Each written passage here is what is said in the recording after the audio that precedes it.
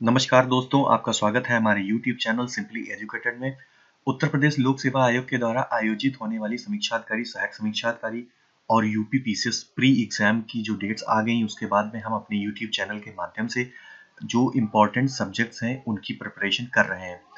In preparation के क्रम में सबसे पहले इतिहास सब्जेक्ट को हमने चुना हुआ है और इतिहास में जो मॉडर्न हिस्ट्री है, क्योंकि मॉडर्न हिस्ट्री का वेटेज सबसे ज़्यादा होता है, इसलिए सबसे पहले मॉडर्न हिस्ट्री को हम कवर कर रहे हैं।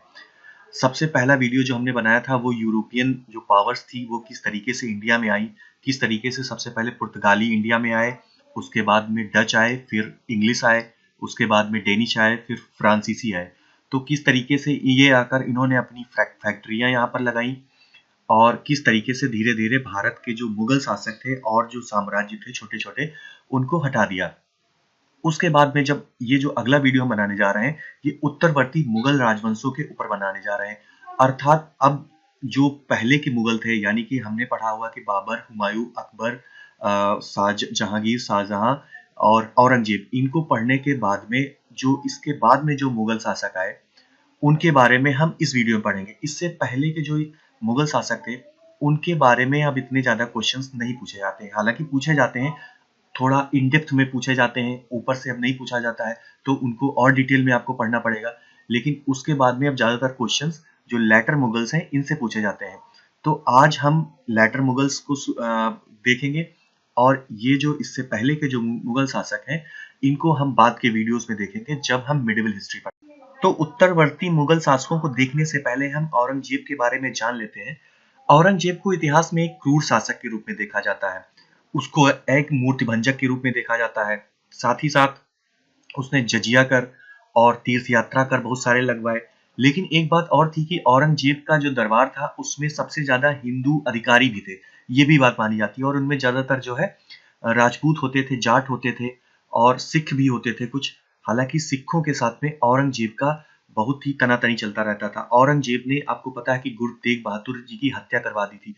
वो गुरु तेग बहादुर जी को कंपेल कर रहे थे कि आप जो है मुस्लिम धर्म, इस्लामिक धर्म अपना लीजिए, लेकिन गुरु तेग बहादुर जी ने नहीं अपनाया था, इसलिए उनकी हत्या कर दी गई थी। और जो औरंगजेब था, उसका जो टोटल साम्राज्य था वो 21 प्रांतों में बटा हुआ था। सबसे ज्यादा प्रांत औरंगजेब के शासन में ही थे, औरंगजेब के साम्राज्य में थे। एक प्रांत काबुल में था, 14 प्रांत उत्तर भारत में थे और 6 प्रांत दक्षिण भारत में थे। एक बार हम औरंगजेब के साम्राज्य का मैप देख लेते हैं। ये है औरंगजेब के साम्राज्य का मैप, जिसमें जो उत्तर का जो एक प्रांत है, ये है काबुल। काबुल के बाद में आपको जो ये पूरा पोर्शन दिख रहा है, ये उत्तर भारत में आता है। यहाँ से नीचे डेक्कन शुरू हो जाता है खानदेश से। उसके बाद में दक्षिण भारत में गोल अहमदनगर, गोलकुंडा, विजयनगर, बीजापुर, इस तरीके से गोंडवाना, उड़ीसा।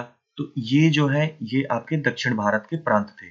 तो इस तरीके से ये एक विशाल साम्राज्य जो है औरंगजेब का था। औरंगजेब के साम्राज्य में मराठाओं की शक्ति उभरना स्टार्ट हुई थी, क्योंकि इसी समय आपको पता है कि शिवाजी का और औरंगजेब के बीच में युद्ध हुआ था। तो शिवाजी ने एक टक्कर दी थी औरंगजेब को, लेकिन अभी भी वो स्वतंत्र रूप से एक विशाल मराठा साम्राज्य की स्थापना नहीं कर पाए थे, लेकिन उन्होंने नींव जरूर डाल दी थी। उसके बाद में एक मैप ये देख लेते हैं कि जब औरंगजेब की डेथ हुई और जब मुगल एम्पायर जो है एकदम से नहीं टूटा था, जब सिख एम्पायर भी स्टार्ट किया था ग्रो करना। आपको पता है कि गुरु हरगोविंद सिंह के टाइम पर जो सिख थे, उन्होंने एक मिलिटेंट का रूप धारण करना शुरू किया था। और जो 10वें सिख गुरु थे गुरु गोबिंद सिंह के समय पूरी तरीके से एक खालसा पंथ की स्थापना हो चुकी थी और मिलिटेंट हो चुके थे सिख।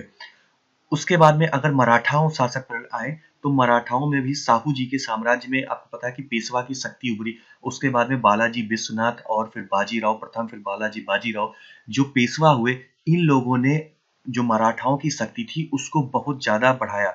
और यहाँ तक कि अभी तो मुगल एम्पायर ये आपको दिख रहा है, आगे जब बालाजी विश्वनाथ और जब बालाजी बाजीराव जब पेशवा बने, उन्होंने पूरे नॉर्दर्न इंडिया पर कब्जा कर लिया, यहाँ तक कि बंगाल तक वो पहुंचाए थे।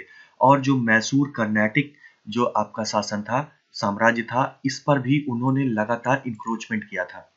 तो ये एक मैप है, आपको एक मोटा मोटा आइडिया देना था, इसलिए मैंने ये मैप दिखाया। औरंगजेब की मृत्यु के बाद में उसके 5 बेटे थे।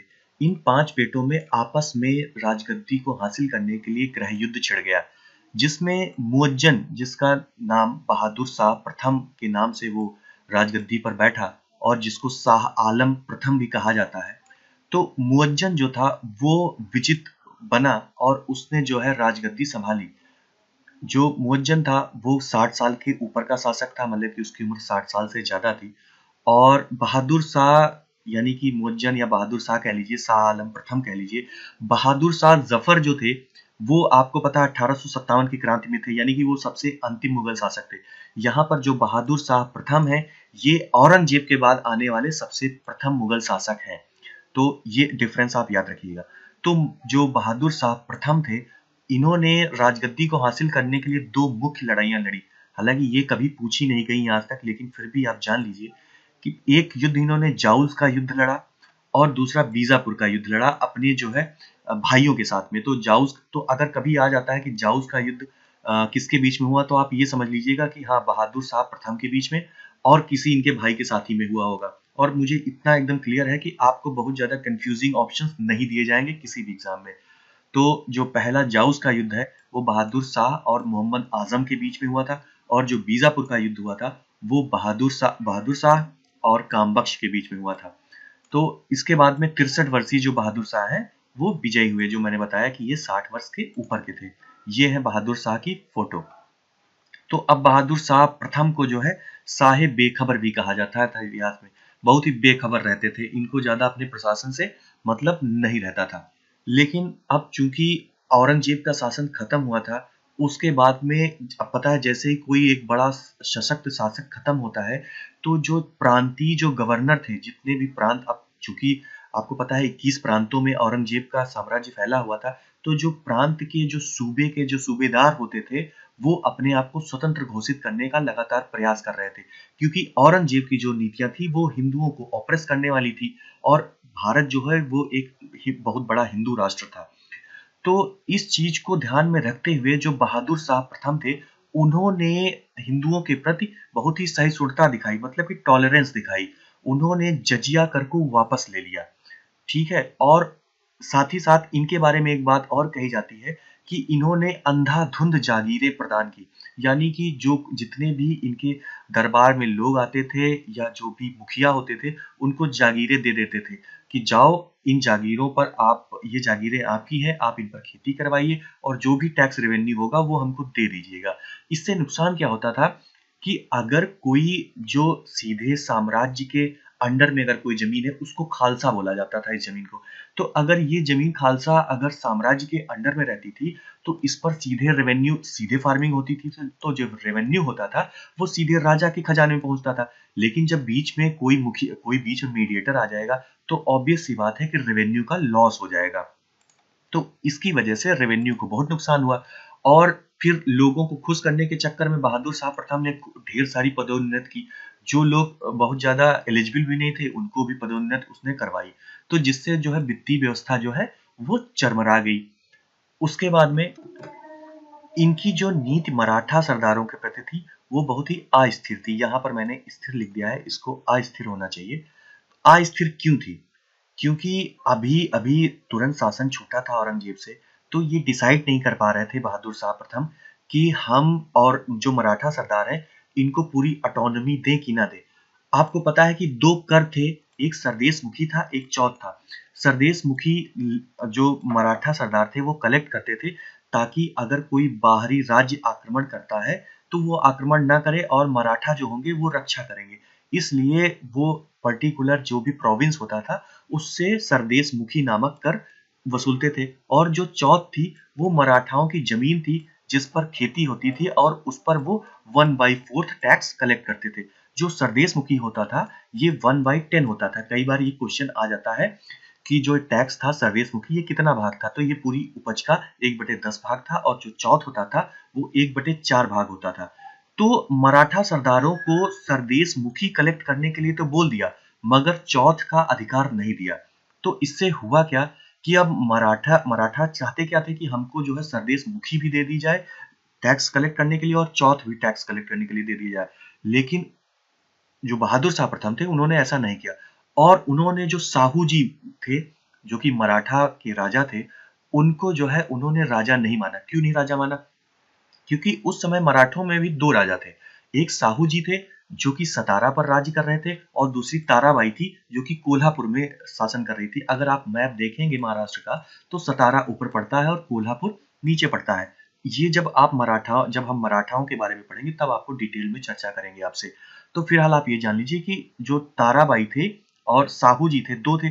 तो अब चूंकि जो बहादुर शाह प्रथम थे, ये पूरे इंडिया के शासक थे, मुगल शासक थे, और ये साहू जी को एज अ मराठा किंग नहीं मानते थे। तो जिसके कारण साहू जी को प्रॉब्लम हुई, और इनकी जो ताराबाई थी, चाची ही थी, तो इनके साथ में इनके संबंध और कटु हुए, और जो आने वाला समय था उसमें युद्ध भी हुए। उसके बाद में जो सिख गुरु थे, गुरु गोबिंद सिंह, उनके साथ में 10वें सिख गुरु थे गुरु गोबिंद सिंह। आपको पता है इन्होंने खालसा पंथ की स्थापना की थी। तो गुरु गोबिंद सिंह के साथ में चूंकि विद्रोह कर रहे थे जो सिख थे, तो उनके साथ में फिलहाल थोड़ा सा टॉलरेंट वाली नीति अपनाई और गुरु गोबिंद सिंह को मनाया उन्होंने। लेकिन हुआ क्या कि जब गुरु गोबिंद सिंह की मृत्यु हो गई, उसके बाद में उनका जो शिष्य था बंदा बहादुर, उसने राजगद्दी संभाली। हालांकि जो गुरु बनने की प्रक्रिया थी वो गुरु गोबिंद सिंह के बाद में खत्म कर दी गई थी, लेकिन जो बाकी का कार्यकाज था सिख साम्राज्य का, उसको बंदा बहादुर के अंडर में कर दिया गया। तो बंदा बहादुर ने फिर से बगावत कर दी मुगलों के खिलाफ में, और वो किसी भी तरीके से मुगलों की जो है मुगलों के अंडर में नहीं रहना चाहते थे। इसलिए उसने अपने आप को इंडिपेंडेंट घोषित किया और उसने मुगलों के खिलाफ विद्रोह घोषित कर दिया। तो विद्रोहियों को खत्म करने के लिए जो बहादुर शाह थे, उन्होंने लौहगढ़ किले पर कब्जा कर लिया। अब ये लौहगढ़ किला कहाँ है? ये लौहगढ़ किला पंजाब में ही है, उत्तर पूर्वी क्षेत्र में, और उस समय के पंजाब में था ये। और इसका निर्माण, लौहगढ़ किले का निर्माण गुरु गोबिंद सिंह जी के तो द्वारा कराया गया था। अब बहादुर शाह ने कई बार प्रयास किया कि जो उत्तर का एरिया है, जहां पर सिखों का साम्राज्य है, उस पर कब्जा करने का प्रयास किया जाए, लेकिन कई सारे प्रयासों के बाद में भी पूरा जो सिखों का साम्राज्य था उस पर कब्जा नहीं कर पाए। तो इस वजह से जो लौहगढ़ का किला था वो सिखों ने फिर से वापस ले लिया। तो इस तरीके से आप समझ लीजिए कि ना तो मराठा सरदार खुश हुए और ना ही सिख खुश हुए बहादुर शाह से। बुंदेला सरदार, जो बुंदेलखंड के सरदार थे, छत्रसाल, और जो जाट मुखिया चूड़ामन, तो ये दो और जो मुख्य वहां के एक आप समझ लीजिए ट्राइब थी, और उनके ये मुखिया थे और ये लड़ाकू थे। तो इनसे भी मेल मिलाप किया, और ये लोग औरंगजेब के समय विद्रोह कर रहे थे। तो इनके बहादुर शाह प्रथम चाहते थे कि हमारे राज्य में कोई विद्रोह ना होने पाए, इसलिए उन्होंने इन शासकों से, इन मुखियों से भी अपना मेल मिलाप किया और इनसे प्रेम संबंध बनाए। उसके बाद में बहादुर शाह को साहिब बेखबर कहा जाता है, हमने बताया आपको। 1712 ईस्वी में बहादुर शाह की मृत्यु हो गई, और अब चूंकि आपको पता है कि कई सारे कंटेंडर थे राजगद्दी के लिए, तो फिर से गृह युद्ध छिड़ गया, और इस चक्कर में 10 सप्ताह तक इनका शव रखा रहा। 10 सप्ताह बाद में इनके शव को दिल्ली में दफनाया गया। बहादुर शाह के बाद में जहांदार शाह को राजा राजा बने। ये एक कमजोर राजा थे। अब ये राजा कैसे बने, एक चीज और आप जान लीजिए, औरंगजेब के बाद में जितने भी राजा मुगल शासक हुए, उन सभी शासकों को राजा बनाने के पीछे जो उनकी दरबारी अमीर रहते थे, दरबार में जो अमीर रहते थे जिनको नोबल बोला जाता था, उन लोगों का हाथ होता था, क्योंकि वो बहुत शक्तिशाली पदों पर होते थे। उनके पास में भी उनकी खुद की सेना होती थी, उनके पास में खुद के राजस्व के इंतजाम होते थे, तो जिसके कारण वो दरबार में एक इफेक्टिव पर्सनालिटी होते थे। तो जब बहादुर शाह प्रथम की डेथ हुई, उसके बाद में जहांदार शाह को जुल्फिकार खान उस समय के वजीर थे, तो उन्होंने बहुत सपोर्ट किया, जिसकी वजह से जहांदार शाह राजा बने। अब जहांदार शाह को लंपट मूर्ख भी कहा जाता है इतिहास में। तो ये भी कई बार क्वेश्चन पूछ लिया जाता है कि किसको लंपट मूर्ख, किस मुगल शासक को लंपट मूर्ख बोला जाता है। तो जहांदार शाह को लंपट मूर्ख बोला जाता है, सिर्फ 1 साल ही ये शासन कर पाया था। तो जुल्फिकार खान थे, दरबारी शक्तिशाली कवि थे, दरबारी थे। जुल्फिकार खान को वजीर बन गए थे। अब यहाँ पर जितनी भी नीतियां होंगी मुगल साम्राज्य की, वो सारी जितने भी आप देखेंगे आने वाले समय में, वो वजीर हो या फिर मीर बख्शी हो जो कि सेना का मुख्य अधिकारी होता था, तो यही लोग ज्यादातर डिसीजन लेते थे मुगल शासक के बिहाफ पर। तो जिससे जो मुगल शासक की जो पावर थी वो बहुत ही लिमिटेड हो गई थी, ये आप समझ लीजिए। तो जुल्फिकार खान ने क्या किया कि जुल्फिकार खान ने जो मराठा सरदार थे और जो राजपूत थे और जितने भी हिंदू थे उनके साम्राज्य में, उनके साथ में मित्रतापूर्ण एवं टॉलरेंस वाली, सहिष्णुता वाली जो है भाव रखा। जजिया कर हटा दिया गया जुल्फिकार खान के द्वारा। जुल्फिकार खान ने आमेर के जो राजा थे, यहाँ पे आमेर लिख दिया मैंने, अमीर होना चाहिए। तो आमेर के जो राजा थे वो राजा जयसिंह को मिर्जा राजा की उपाधि और जो मारवाड़ के राजा थे राजा अजीत सिंह को महाराजा की उपाधि, ये उपाधि थी। और दोनों को 7,000 मनसब से भी नवाजा। आपको पता है कि मुगल दरबार में मनसब दी जाती थी, ये एक रैंक होती थी कि जिसको जितनी ज्यादा मनसब होती थी उसकी उतनी ज्यादा रैंक होती थी, अर्थात उसको उतनी ज्यादा पेंशन मिलती थी, उसको उतने ज्यादा घोड़े रखने पड़ते थे, वो उतना ज्यादा शक्तिशाली होता था, आप ये समझ लीजिए। और जो राजा जय सिंह थे उनको मालवा का गवर्नर बनवाया गया और जो राजा अजीत सिंह थे उनको गुजरात का गवर्नर बनाया गया। मराठों को सरदेश मुखी और चौथ दोनों वसूलने का अधिकार दे दिया गया। इससे पहले आपने देखा था कि जो बहादुर शाह प्रथम थे उन्होंने सरदेश मुखी तो दिया था मराठों को कलेक्ट करने के लिए, लेकिन चौथ नहीं दिया था। तो अब जो जहांदार शाह थे, यानी कि कुल मिला के जुल्फिकार खान थे, जुल्फिकार खान ने सरदेश मुखी और चौथ दोनों वसूलने का अधिकार दे दिया, लेकिन उन्होंने एक शर्त लगाई कि आप जो दक्कन की प्रोविंसेस हैं वहां से आप सरदेश मुखी चौथ वसूलेंगे, लेकिन उनको मुगल अधिकारियों को ला करके देंगे और फिर मुगल अधिकारी आपको बाद में पुनः उनको आपको वसूली गई रकम दे देंगे। फिर जुल्फिकार खान ने जो जाट मुखिया चूड़ामन और बुंदेला मुखिया छत्रसाल के साथ में मेल मिलाप किया। ये जो ट्राइब्स हैं बुंदेला और जाट, ये उस समय की बहुत ही लड़ाकू थी और विद्रोह कर रही थी लगातार और एक इंडिपेंडेंट राज्य चाह रही थी। ये मुगल की अंडर में नहीं रहना चाह रहे थे, इसलिए इनको मनाना हर एक शासक की मजबूरी पड़ जा रही थी। जुल्फिकार खान ने एक गलत काम किया था और इसके लिए ये आप जान लीजिए, जुल्फिकार खान ने इजारा सिस्टम को प्रमोट किया था। इजारा सिस्टम क्या होता था कि जिस तरीके से जमींदार होते थे तो भू राजस्व की नीलामी कर देते थे वो। मतलब कि अगर कोई पैच ऑफ लैंड है, सपोज करिए कि 100 बीघा जमीन है, तो वो दे देते थे कि अच्छा ठीक है 100 बीघा जमीन है तो हमको जो है आप 100 रुपए दे दीजिएगा एक महीने के हिसाब से और आप इसको ले जाइए। ठीक है, आप इस पे टैक्स वसूल करिए, जितना मन हो आप उतना टैक्स वसूल करिए, हमको 100 रुपए दे दीजिएगा। तो इस तरीके के सिस्टम को इजारा सिस्टम कहा जाता था, रेवेन्यू फार्मिंग कहते थे अंग्रेजी में, या भू राजस्व की नीलामी। तो इससे क्या होता था कि जो किसान होते थे उनका उत्पीड़न होता था। अब जो भी जमींदार होते थे या फिर जो भी भू राजस्व कलेक्ट करने वाले अधिकारी होते थे, वो केवल कलेक्शन पर ध्यान देते थे। उनको इससे मतलब नहीं होता था कि कितनी पैदावारी हो रही थी और क्या फिर पुनः खेती में कुछ पैसा लगाया जा रहा है कि नहीं लगाया जा रहा है, खेती को कितने पैसे की जरूरत है, इससे उनको मतलब नहीं होता था। उनको सिर्फ अपने टैक्स कलेक्शन से मतलब होता था। तो जुल्फिकार खान का सिर्फ एक जो ये सिस्टम था, इजारा सिस्टम, ये बहुत ही नुकसानदेह था। तो जहांदार शाह के जमाने में आपने देखा कि जुल्फिकार खान का पूरी तरीके से वर्चस्व था। तो एक साल बाद में अब आते हैं, अब फिर से एक जो दरबार में सैयद बंधु का वर्चस्व बढ़ा। अब दरबार में बहुत सारे अमीर रहते थे, तो उन अमीरों में सैयद बंधु थे जिनका नाम अब्दुल्ला खान और हुसैन अली खान था। इनको इतिहास में किंग मेकर भी कहा जाता था। तो ये मुगल के दरबारों में रहते थे। तो जब इन्होंने देखा कि जो जुल्फिकार खान है उसका प्रभाव बढ़ता जा रहा है, तो इन्होंने सोचा कि कुछ ऐसा इंतजामात किया जाए जिससे जुल्फिकार खान का जो है वर्चस्व वो खत्म हो जाए और हम अपना अपना जो वर्चस्व वाला कोई राजा स्थापित करते हैं, यानी कि हम अपनी कठपुतली जो है मुगल साम्राज्य पर स्थापित करते हैं। तो उन्होंने चुना फारूक सियार को। अब सैयद बंधुओं ने क्या किया कि उन्होंने फारूक सियार को सपोर्ट किया और 1713 में जो जहांदार शाह था उसको साम्राज्य से हटा दिया और जो जुल्फिकार खान था उसको मरवा दिया। इस प्रकार से फारूक सियार राजा बन गया मुगल साम्राज्य का। अब फारूक सियार ने क्या किया? फारूक सियार ने अब्दुल्ला खान जो कि बड़ा भाई था सैयद बंधुओं में, उसको अपना वजीर बना लिया और जो हुसैन अली जो कि छोटा भाई था उसको मीर बख्शी नियुक्ति किया। मीर बख्शी क्या होता था? मीर बख्शी जो सेना का प्रमुख। अब फारूक सियार को इतिहास में घृणित कायर भी कहा जाता है।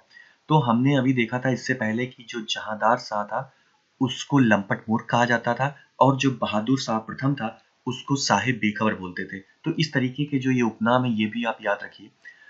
फारूक सियार ने क्या किया, क्योंकि लगातार फारूक सियार को भी टॉलरेंस वाली नीति अपनानी थी जो सैयद बंधु थे, वो पूरी तरीके से समझते थे कि साम्राज्य में मुगल साम्राज्य को तभी इंटीग्रेटेड रखा जा सकता है जब हम हिंदुओं के साथ में मिलजुल कर चलेंगे। तो उन्होंने जजिया कर और तीर्थ कर को तुरंत समाप्त कर दिया। सैयद बंधुओं ने धार्मिक सहिष्णुता की नीति अपनाई। और आपको पता है कि एक फेमस जॉन सोरमैन मिशन आया था। इसको हमने जब यूरोपियन शक्तियों का आगमन पढ़ रहे थे उसमें भी आपको बताया था कि जॉन सरमन मिशन क्या था। इसको शोरमन भी बोलते हैं, सरमन मिशन भी बोलते हैं। तो ये एक मिशन था जिसमें जॉन सरमन जिसकी अध्यक्षता कर रहे थे और वो फारूक सियार के दरबार में आए थे। वो बेसिकली चाहते थे कि वो मुक्त व्यापार करें और साथ ही साथ मुक्त व्यापार के साथ ही साथ वो अपने खुद के सिक्के चलाना चाहते थे। तो अब इसमें हुआ क्या कि इस तरीके का एक पूरा जो रिक्वेस्ट लेकर जॉन सरमन मिशन आया फारूक सियार के दरबार में, जिसमें एक चिकित्सक हैमिल्टन थे। वो भी इसी जो ये आया था मिशन इसमें शामिल थे।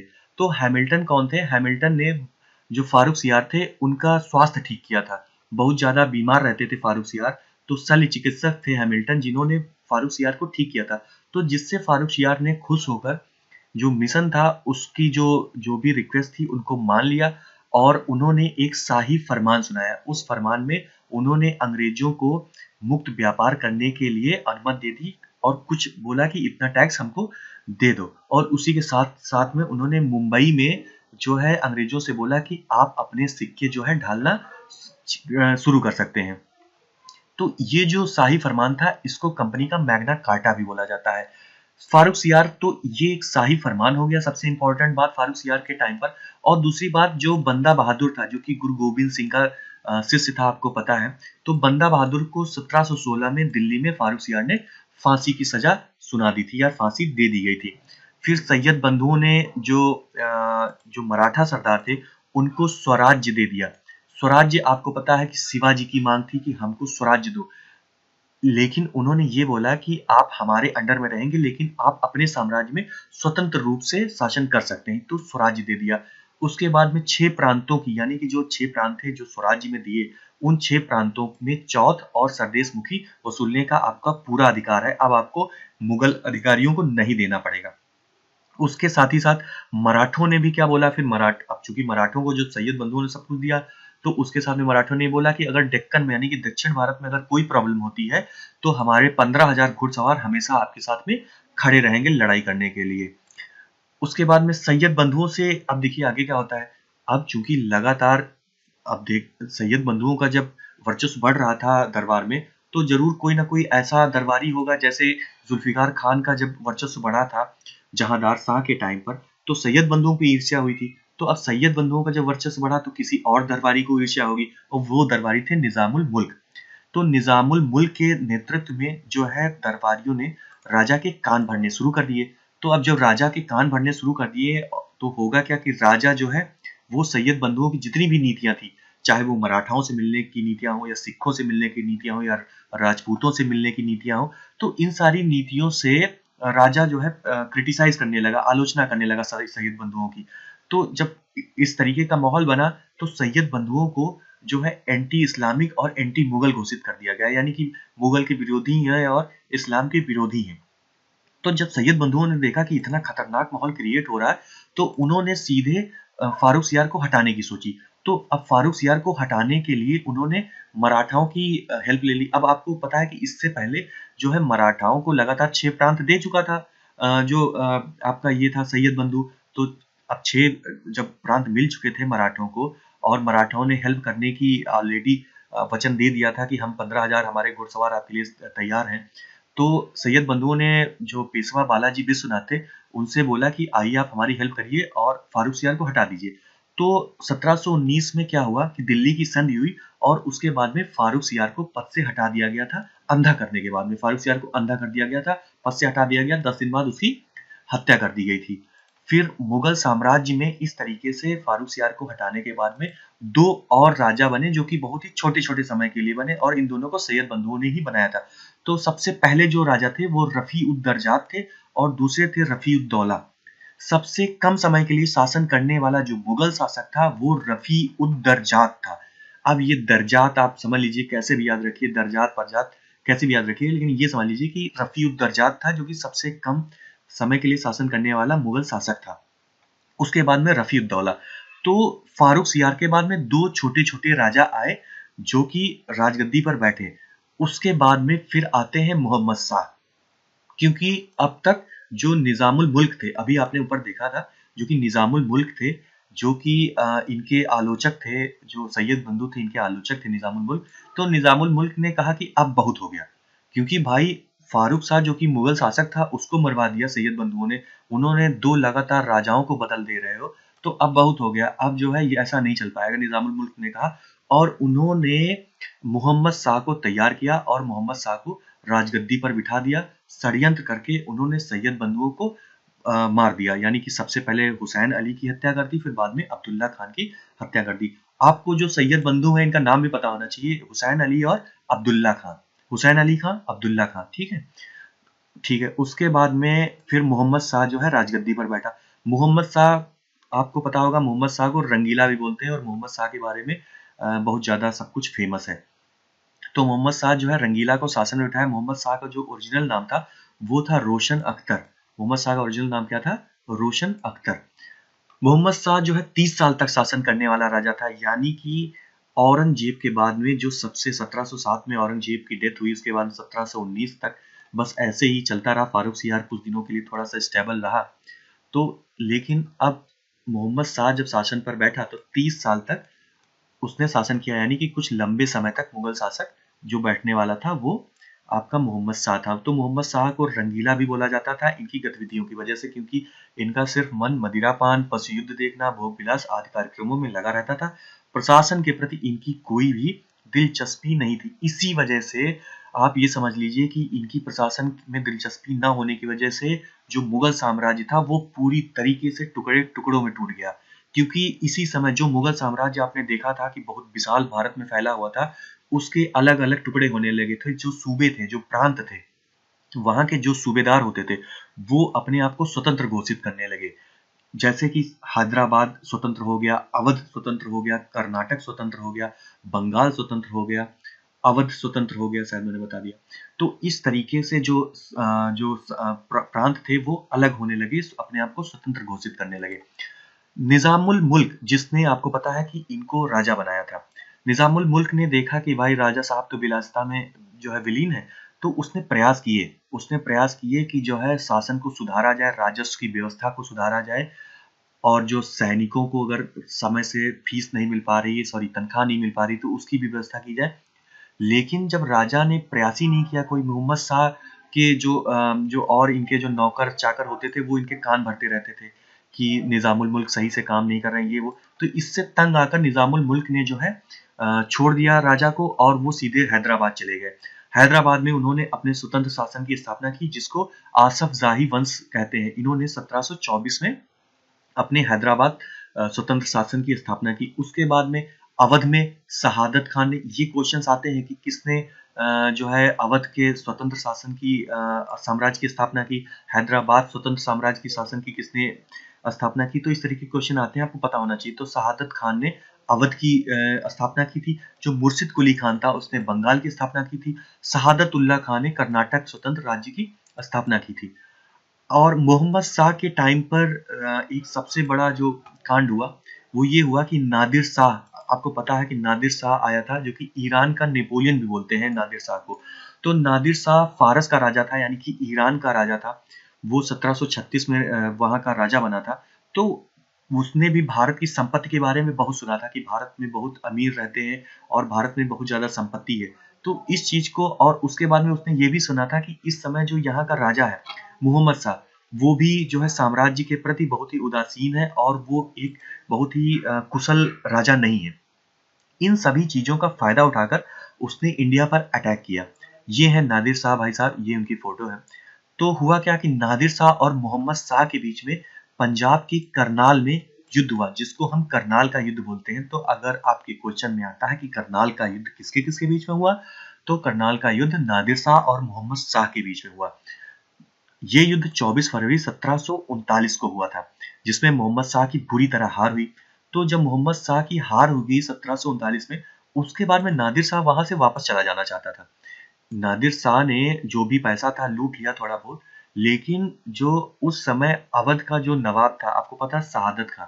शहादत खां ने थोड़ा-सा गड़बड़ काम किया। शहादत खां ने क्या किया, नादिर शाह को बोला कि ऐसा करो तुम यही करनाल से वापस मत जाओ, तुम आओ दिल्ली और दिल्ली में देखो कि कितना पैसा है और तुमको हम बहुत पैसा दिलाते हैं दिल्ली में। जब इस तरीके की बात सुनी नादिर शाह ने, तो वो करनाल से पहुंचा दिल्ली और दिल्ली पर 20 मार्च 1739 को उसने दिल्ली पर आक्रमण कर दिया। दिल्ली पर आक्रमण करने के बाद में उसने दिल्ली पर एकदम नरसंहार करवा दिया। ये आप समझ लीजिए, दिल्ली में 30-40 हजार लोगों को उसने मरवाया। उसका सिर्फ एक रीजन था कि नादिर शाह के जो सैनिक थे, उन सैनिकों को दिल्ली के कुछ लोगों ने मारा था, मतलब 7-8 सैनिकों को मार दिया गया था जो नादिर शाह की सेना के थे। तो जिससे गुस्सा होकर फिर नादिर शाह ने आदेश दे दिया कि जाओ जो है दिल्ली में नरसंहार कर दो। तो इस तरीके से दिल्ली में बहुत सारे लोग मारे गए। जब नादिर शाह ने दिल्ली पर कब्जा कर लिया तो उसने अपने नाम का खुतबा पढ़वाया। यानी कि खुतबा पढ़े जाते थे कि जो राजा होता था उसके नाम का खुतबा पढ़ा जाता था और उसी के नाम के सिक्के जारी होते थे। तो अब ये समझ लीजिए कि जब खुतबा पढ़ लिया गया और नादिर शाह ने अपने ही नाम के सिक्के जारी करवा दिए, तो जो मुगल साम्राज्य था वो तो कुछ समय के लिए खत्म हो गया। तो अब आप ये भी जान लीजिए कि मुगल शासक का तो एकदम मुगल शासन का तो काम ही खत्म हो गया कुछ समय के लिए। उसके बाद में फिर नादिर शाह भाई साहब 57 दिनों तक करीब जो है दिल्ली में रहा, लूटपाट की और करीब हजारों करोड़ रुपए जो है यहाँ से ले गया। उसी के साथ ही में जो फेमस कोहिनूर हीरा था, आपको पता है, जो कि गोलकुंडा की खान से मिला था, और जो तख्ते ताउस था जिस पर मोहम्मद शाह बैठता था, और हिंदू संगीत की प्रसिद्ध चित्रित फारसी पांडुलिपि, यानी कि हम जो चित्रित फारसी में थी वो पांडुलिपि, उसको भी साथ ले गया। तो 3 अहम चीजें थी जिनको नादिर शाह अपने साथ ईरान वापस ले गया। उसी के साथ ही साथ जो हमारे उत्तर में जो हमारी सिंध नदी है, सिंध नदी के पश्चिम का जो पूरा एरिया था वो उसका हो गया। आपने देखा था औरंगजेब के टाइम पर काबुल तक जो है हमारे हिंदुस्तान का शासन था, तो उसको भी नादिर शाह ने ले लिया, और जो कश्मीर था इसको भी नादिर शाह ने पूरी तरीके से अपने कब्जे में ले लिया। अब 1748 में मोहम्मद शाह की मृत्यु हो जाती है। मोहम्मद शाह की मृत्यु होने के बाद में फिर से गृह युद्ध छिड़ जाता है, और ये गृह युद्ध होता है आमिर, जो अमीर होते थे जो साम्राज्य में, और जो मुगल राजकुमार होते थे उनके मध्य में सत्ता पाने के चक्कर में। यानी कि अब आप ये समझ लीजिए कि मुगल शासक अब पूरी तरीके से कठपुतली बन चुके थे अपने दरबार में रहने वाले जो अमीर होते थे उनके। 1748 में फिर जब मोहम्मद शाह की डेथ हो गई, उसके बाद में अगला राजा बना अहमद शाह। अहमद शाह ने 1748 से 1754 तक शासन किया। अब आप ये समझ लीजिए कि जब सारा धन नादिर शाह अपने साथ लेकर चला गया, तो ऑब्वियस सी बात है कि साम्राज्य में कुछ नहीं बचा होगा। बहुत ही गरीबी का जीवन मोहम्मद शाह ने भी उसके बाद व्यतीत किया, और अहमद शाह का भी वही हाल था। जो सैनिक थे, जो सेना थी, उनको देने के लिए पैसे नहीं थे। सेना को वेतन देने के लिए जो शाही सामान है, तो ये जो शाही लिखा हुआ है, तो शाही सामान जो है वो बिकने लगा। उसके बाद में फिर 1748 में इसी के शासनकाल में, ये कई बार क्वेश्चंस आते हैं कि किसके शासनकाल में नादिर शाह आया, किसके शासनकाल में अहमद शाह अब्दाली आया। तो अहमद शाह अब्दाली इतिहास में एक बहुत ही इंपॉर्टेंट कैरेक्टर है। आपने पानीपत का तृतीय युद्ध सुना होगा, तो वो अहमद शाह अब्दाली और जो मराठा थे उनके बीच में 1761 में हुआ था, उसको अभी हम आगे देखेंगे।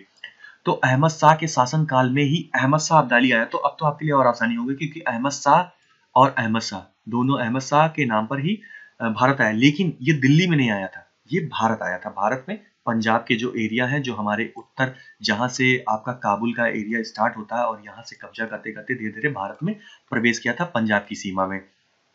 तो अहमद शाह अब्दाली कौन था?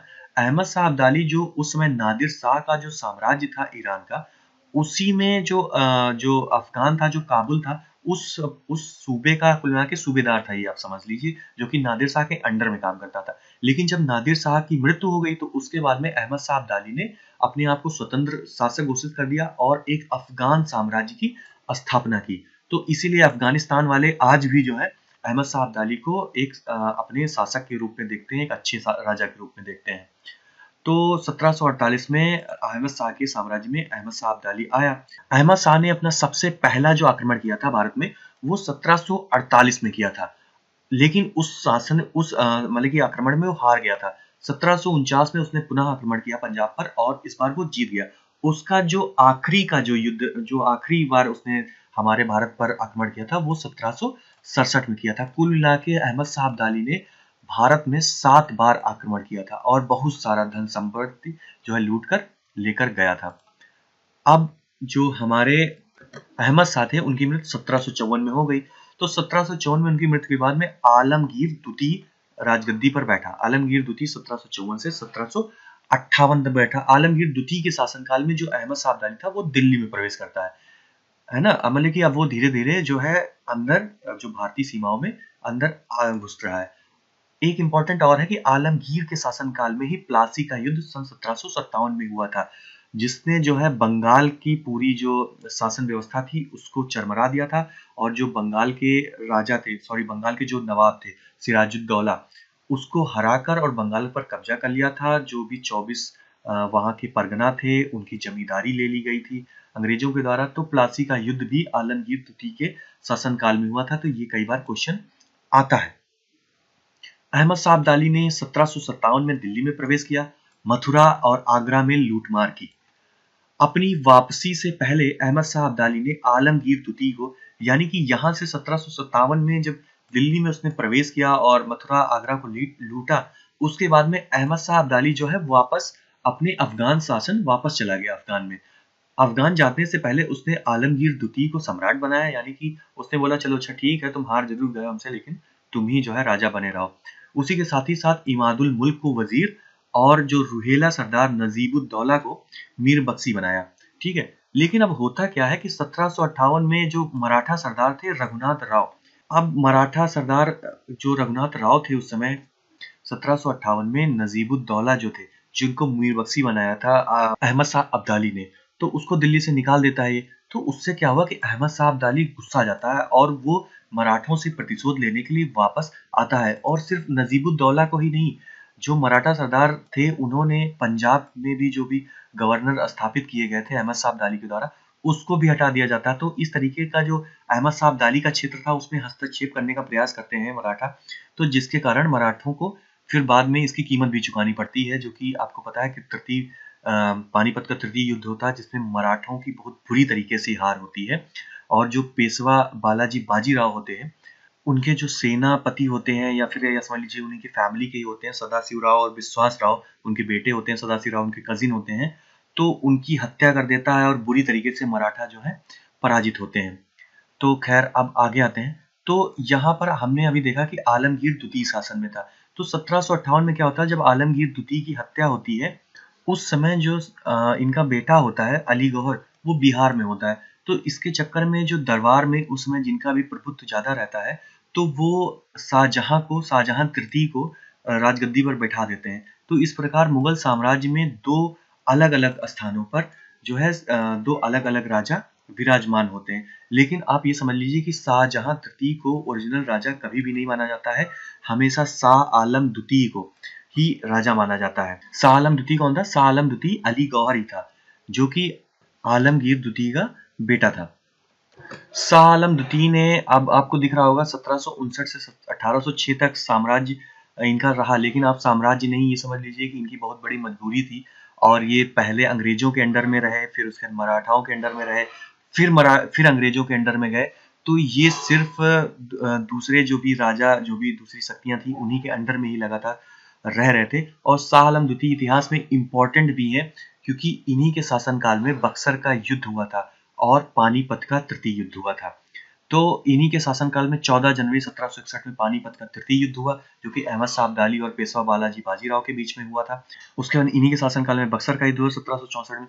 बक्सर का युद्ध वो जो था वो बंगाल के नवाब, अवध के नवाब और जो हमारे मुगल शासक थे शाह आलम, इन तीनों के बीच में और अंग्रेजों की जो सेना थी जो कि रॉबर्ट क्लाइव जिसके मुखिया थे, तो उनके बीच में हुआ था। तो उसके बाद में जो शाह आलम थे उन्होंने बंगाल, बिहार और उड़ीसा की दीवानी जो है वो दे दी थी अंग्रेजों को।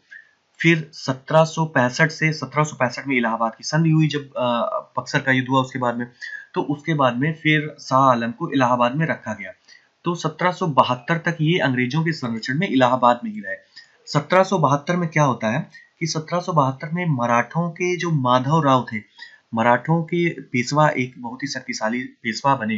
बाद में जब 1761 में पानीपत का युद्ध हुआ, बालाजी बाजीराव खत्म हो गए, उसके बाद में माधव राव पेशवा थे, तो उन्होंने जो शाह आलम थे उनको दिल्ली पहुंचाया, जो माधवराव थे उन्होंने एक बार फिर से मराठाओं की शक्ति को स्थापित किया था, तो उन्होंने शाह आलम को दिल्ली पहुंचाया। लेकिन 1803 ईस्वी में जो अंग्रेज के सेनापति लेक थे, लेक के साथ में दौलत राव सिंधिया उस समय मराठाओं की शक्ति के जो मुखिया रहे होंगे, तो दौलत राव सिंधिया से जो है दौलत राव सिंधिया पराजित हो गए अंग्रेजों से। उसके बाद में शाह आलम द्वितीय जो थे वो पुनः अंग्रेजों के संरक्षण में आ गए। तो सबसे पहले वो अंग्रेजों के संरक्षण में इलाहाबाद में रहे, शाह आलम द्वितीय थे। उसके बाद में फिर दिल्ली पहुंचे मराठों के संरक्षण में, फिर पुनः वो अंग्रेजों के संरक्षण में आ गए। दिल्ली पर जो है टोटल अंग्रेजों का अधिकार हो गया था।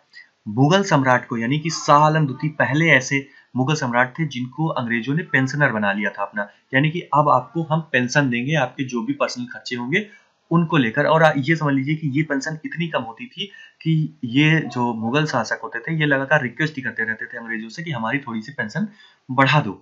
1806 में, और ये भी आप जान लीजिए कि जो शाह आलम थे इनको बहुत लंबे समय तक अंधा करके रखा गया था। इसमें नहीं लिखा हुआ है, फारूक सियार को भी अंधा किया गया था, और जो शाह आलम थे इनको भी अंधा किया गया था, और इनको बहुत लंबा समय तक करीब 10-15 सालों तक अंधा कर कर ही दिल्ली में रखा गया था।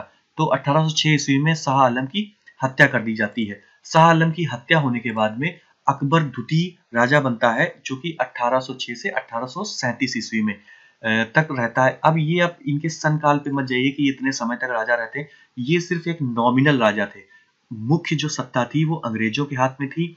वो सिर्फ मुगलों को एक राजा बनाकर जनता के सामने पेश करते थे ताकि जनता कोई बहुत ज्यादा विद्रोह ना कर पाए, क्योंकि आपको पता है कि बाद में हुआ था जब 1857 की क्रांति हुई थी तब यही तो हुआ था कि जो पूरे देशवासी थे उन्होंने बहादुर शाह जफर, जो कि एक पेंशनर थे उस समय अंग्रेजों के, लेकिन अब थे तो वो मुगल साम्राज्य से ही, वो थे मुगल डायनेस्टी से ही, तो इसलिए उनको एक भारत जो है वो उनको एक राजा के रूप में देखता था। तो अब अकबर जो द्वितीय थे इनके शासनकाल में जो है मुगल के सिक्के भी चलना बंद हो गए थे। ये आप समझ लीजिए। अकबर द्वितीय ने राजा राम मोहन राय को राजा की उपाधि दी थी। ये भी कई बार क्वेश्चन पूछा जाता है कि राजा की उपाधि किसने दी थी, तो अकबर द्वितीय ने राजा राम मोहन राय को राजा की उपाधि दी थी। इन्होंने राजा राम मोहन राय को बोला था कि आप जाइए इंग्लैंड, और इंग्लैंड में जो इंग्लैंड की महारानी है उनसे रिक्वेस्ट कीजिए कि हमारी जो पेंशन है उसको भैया थोड़ी सी बढ़ा दो। लेकिन राजा राम मोहन राय गए, उन्होंने अपना प्रस्ताव रखा, लेकिन वो पास नहीं हो पाया, वहां पे वो नहीं माना गया था प्रस्ताव, और राजा राम मोहन राय वहीं रहे, वहां पर बीमार हो गए और ब्रिस्टल में ही उनकी मृत्यु हो गई, इंग्लैंड में ही। अकबर द्वितीय के शासनकाल में ही मुगलों के सिक्के भी चलना बंद हो गए और जो वास्तविक सत्ता थी वो अंग्रेजों के हाथ में आ गई। उसके बाद में सबसे आखिरी हमारे जो राजा बचे वो थे बहादुर शाह द्वितीय। ये देख लीजिए, बहादुर शाह द्वितीय बेचारे बीमार पड़े हुए हैं। तो बहादुर शाह द्वितीय जफर थे इनका नाम, कवि थे, लेखक थे, बड़ा रंगीन मिजाज के थे, लिखते थे। तो कुल मिला के ये अंतिम मुगल शासक थे 1837 से 1857 तक। और जिन्होंने 1857 की जो क्रांति थी उसमें पार्टिसिपेट किया, जिसके चलते अंग्रेजों ने इनके ऊपर जो है मुकदमा चलाया और इनको जो है रंगून देश से निष्कासित कर दिया गया और इनको रंगून भेज दिया गया, जहां पर 1862 में इनकी मृत्यु हो गई और वहीं पर इनकी समाधि भी बनी हुई। कुल मिला के इंडिया से इनको पूरी तरीके से मुक्ति मिल गई। और जो कानूनी रूप से मुगल साम्राज्य था वो 1 नवंबर 1858 तक चला। क्यों 1 नवंबर 1858 तक चला था? क्योंकि 1 नवंबर 1858 को आपको पता है कि इलाहाबाद में जो महारानी विक्टोरिया थी उनका जो चार्टर था वो पढ़ा गया था। उसके बाद में जो भारत साम्राज्य था वो ईस्ट इंडिया कंपनी के साम्राज्य से, ईस्ट इंडिया कंपनी के अधिकार से हटकर जो क्राउन का अंडर क्राउन, यानी कि जो महारानी का क्राउन था उसके अंडर में इंडिया का राज्य आ गया था। तो इस तरीके से थे ये हमारे थे जो लेटर मुगल्स थे, हमारे जो मॉडर्न मुगल शासक थे वो थे। आपने देखा कि इनकी क्या दुर्दशा हुई थी।